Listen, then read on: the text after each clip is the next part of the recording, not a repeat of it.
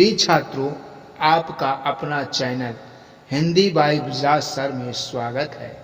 मेरे प्रिय छात्रों, आज हम पढ़ेंगे कक्षा 10 के हिंदी गद्य खंड में संकलित अध्याय मित्रता, जिसके लेखक आचार्य रामचंद्र शुक्ल जी हैं। आइए अब हम अपने अध्याय की ओर बढ़ते हैं। मित्रता। जब कोई युवा पुरुष अपने घर से बाहर निकलकर बाहरी संसार में अपनी स्थिति जमाता है, इस संसार में जब कोई अपने घर से परदेश जाता है तो उसे वहाँ अपनी स्थिति जमाना पड़ता है। तब पहली कठिनता उसे मित्र चुनने में पड़ती है। तब उस पुरुष को उस परदेश में एक अच्छा मित्र चुनना पड़ता है। यदि उसकी स्थिति बिल्कुल एकांत और निराली नहीं रहती तो उसकी जान पहचान के लोग धड़ाधड़ बढ़ते जाते हैं और थोड़े ही दिनों में कुछ लोगों से उसका हेल मेल हो जाता है। यदि उस पुरुष की स्थिति अच्छी रहती है तो उसकी जान पहचान बहुत जल्दी लोगों से हो जाती है। यही हेल मेल बढ़ते बढ़ते मित्रता के रूप में परिणित हो जाता है। मित्रों के चुनाव की उपयुक्तता पर उसके जीवन की सफलता निर्भर हो जाती है। यही हेल में बढ़ने के कारण मित्र के रूप में परिणित हो जाता है और अच्छे मित्रों के चुनाव पर उसके जीवन की सफलता निर्भर हो जाती है, क्योंकि संगति का गुप्त प्रभाव हमारे आचरण पर बड़ा भारी पड़ता है। जैसी मित्र की संगत रहती है वैसा ही उस मित्र पर प्रभाव पड़ता है। हम लोग ऐसे समय में समाज में प्रवेश करके अपना कार्य आरंभ करते हैं।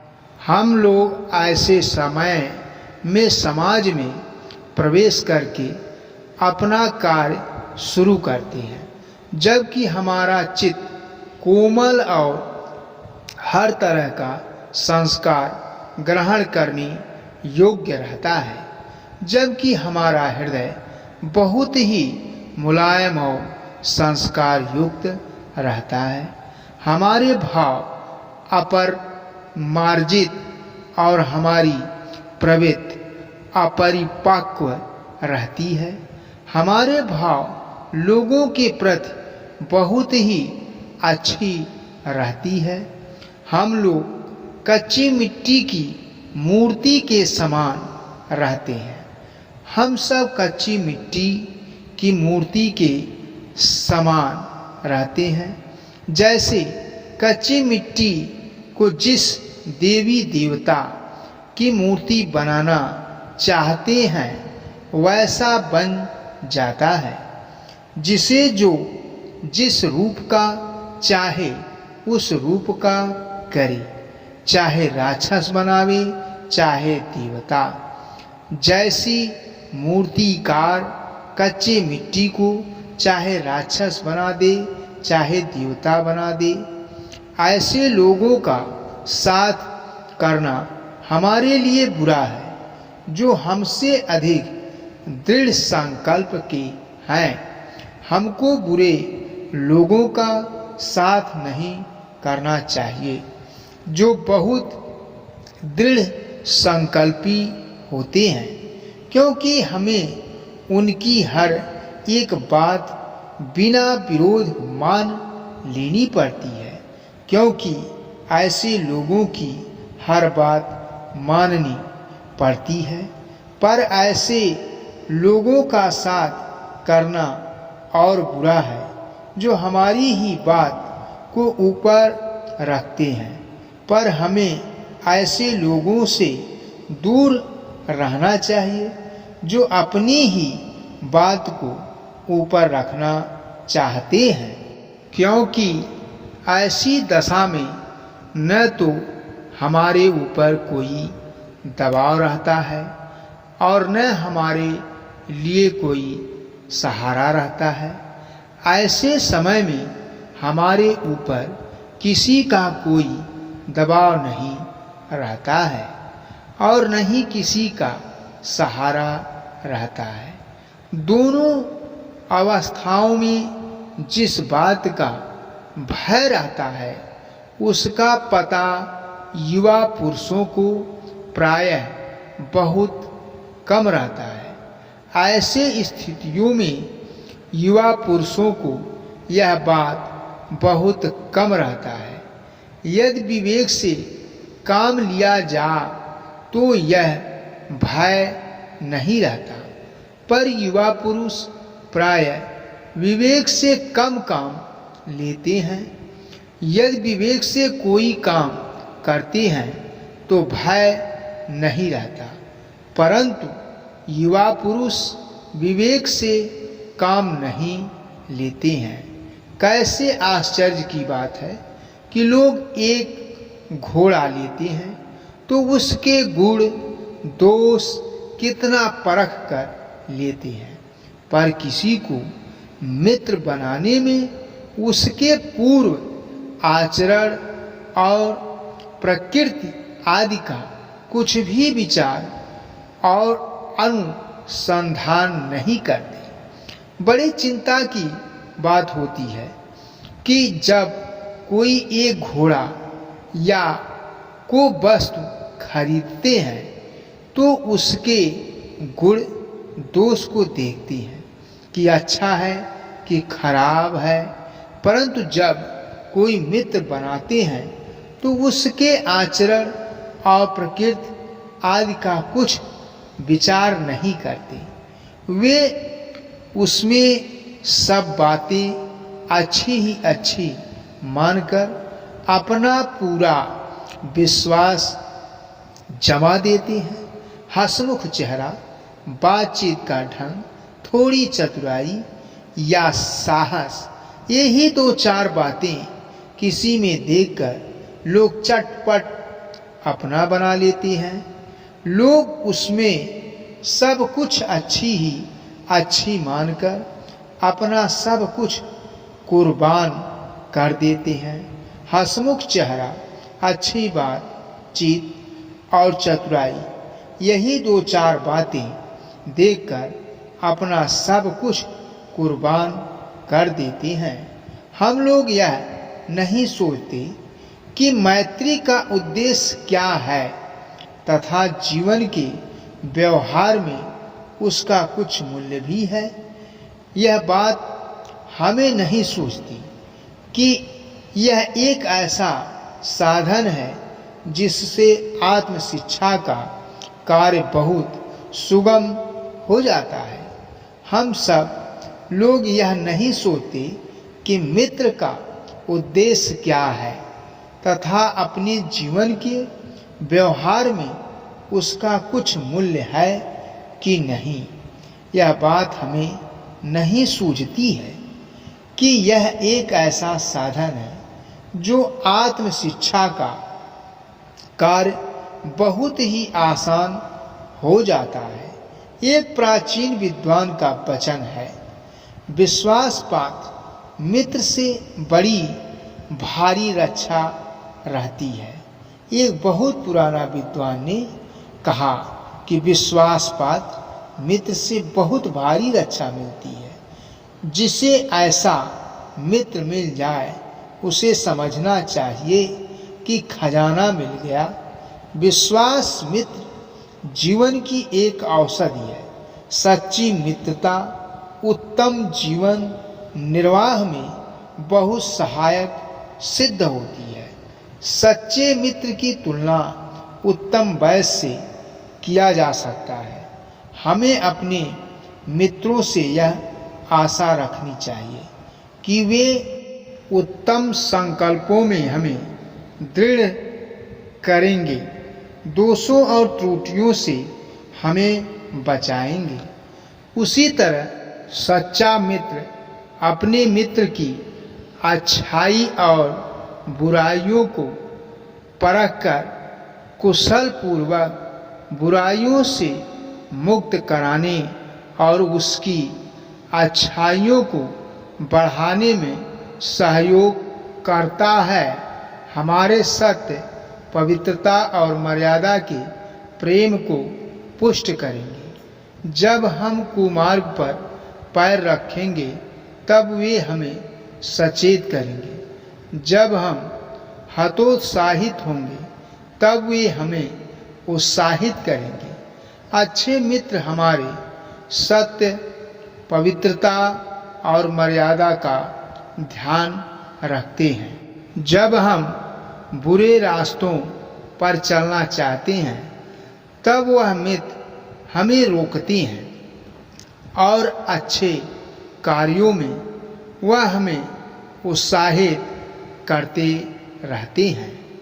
सारांश यह है कि वे हमें उत्तमता पूर्वक जीवन निर्वाह करने में हर तरह से सहायता देंगे। सच्चे मित्र हमेशा अच्छे जीवन का निर्वाह करना सिखाते हैं। सच्ची मित्रता में उत्तम वैद्य की सी निपुणता और परख होती है। अच्छी से अच्छी माता का साथ धैर्य और कोमलता होती है। सच्चे मित्र में वैद्य जैसे गुण होते हैं। इतना ही नहीं, अच्छा मित्र अच्छी माँ जैसा धैर्यवान होता है। ऐसी ही मित्रता करने का प्रयत्न पुरुष को करना चाहिए। प्रत्येक व्यक्ति को ऐसी ही मित्रता करने का प्रयास करना चाहिए। छात्रावास में तो मित्रता की धुन सवार रहती है। छात्रावास में लोगों को मित्र बनाने की धुन सवार रहती है। मित्रता हृदय से उमड़ पड़ती है। मित्रता दिल से उमड़ती है। पीछे के जो स्नेह बंधन है उसमें न तो उमंग रहती है न उतनी खिन्नता। पहले के जो प्रेम बंधन है उसमें न तो उत्साह रहता है न कोई उमंग रहता है। बाल मैत्री में जो मग्न करने वाला आनंद होता है, जो हृदय को बेधने वाली ईर्ष्या और खिन्नता होती है, वह और कहाँ बचपन में जो मित्रता होती है लोगों को आनंद देने वाली होती है, जो हृदय को छू देने वाली होती है। कैसी मधुरता और कैसी अनुरक्ति होती है, कैसी मिठास और कैसी अनुरक्ति होती है। कैसा अपार विश्वास होता है, कैसा विश्वास होता है। हृदय के कैसे कैसे उद्गार निकलते हैं। दिल में बहुत सारे उद्गार निकलते रहते हैं। वर्तमान कैसा आनंदमय दिखाई पड़ता है और भविष्य के संबंध में कैसी लुभाने वाली कल्पनाएं मन में रहती हैं। जो समय चल रहा है वह बहुत आनंदमय दिखाई पड़ती है और भविष्य में लुभाने वाली कल्पनाएं मन में उद्गार होती है। कितनी जल्दी बातें लगती है और कितनी जल्दी मनाना होता है। कितनी जल्दी बातें लोगों को लगती है, कितनी जल्दी लोग मान जाते हैं। सहपाठी की मित्रता इस उक्त में हृदय के कितने भारी उथल पुथल का भाव भरा हुआ है। दोस्तों की मित्रता इस उक्त में दिल के कितने भारी उफान का भाव भरा हुआ है, किंतु जिस प्रकार युवा पुरुष की मित्रता स्कूल के बालक की मित्रता से दृढ़, शांत और गंभीर होती है, जैसे युवा पुरुष की मित्रता स्कूल के बच्चों की मित्रता से दृढ़ और शांत होती है, उसी प्रकार हमारी युवा अवस्था के मित्र बाल्यावस्था के मित्र से कई बातों में भिन्न होते हैं। युवा अवस्था के मित्र बाल्यावस्था के मित्र से कई चीज़ों में भिन्न होते हैं। मैं समझता हूँ कि मित्र चाहते हुए बहुत से लोग मित्र के आदर्श की कल्पना मन में करते होंगे। हम जानते हैं कि मित्र चाहते हुए बहुत से लोग मित्र के आदर्श की कल्पना मन में करते होंगे, पर इस कल्पित आदर्श से तो हमारा काम जीवन की झंझटों में चलता नहीं, पर इस कल्पित आदर्श से तो हमारा जीवन इन झंझटों में नहीं चलता है। सुंदर प्रतिमा, मन भावनी चाल और स्वच्छंद प्रकृति, यही दो चार बातें देखकर मित्रता की जाती है। सुंदर चित्त, मन भावनी चाल और स्वच्छंद प्रकृति, यही दो चार बातें देखकर लोग मित्रता करते हैं। पर जीवन संग्राम में साथ देने वाले मित्रों में इनमें से कुछ अधिक बातें चाहिए। जीवन संग्राम में साथ देने वाले मित्रों में इनमें से कुछ अधिक बातें चाहिए। मित्र केवल उसे नहीं कहते जिसके गुणों की तो हम प्रशंसा करें, पर जिससे हम स्नेह न कर सकें।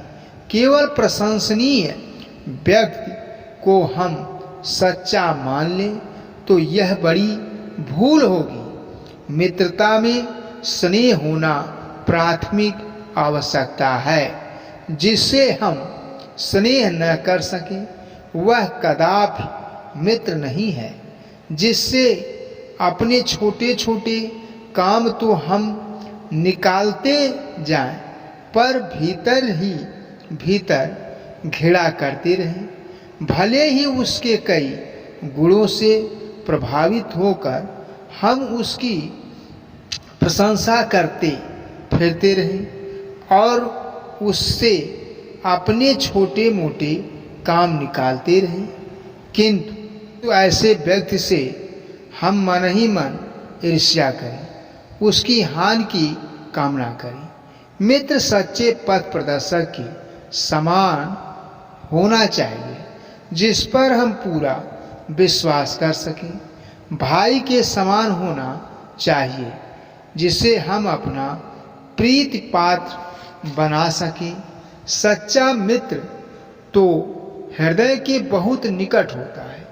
जैसे एक पथ प्रदर्शक सही रास्ता बताता है, वैसे ही सच्चा मित्र जीवन को सच्चे मार्ग की ओर प्रेरित करता है।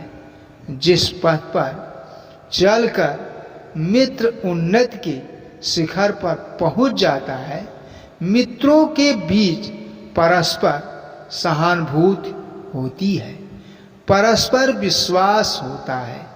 मित्र तो भाई के समान होता है, गहरी एकता होती है, वही प्रिय पात्र होता है। हमारे और हमारे मित्र के बीच सच्ची सहानुभूति होनी चाहिए। ऐसी सहानुभूति जिसके एक के हानि लाभ को दूसरा अपना हानि लाभ समझे।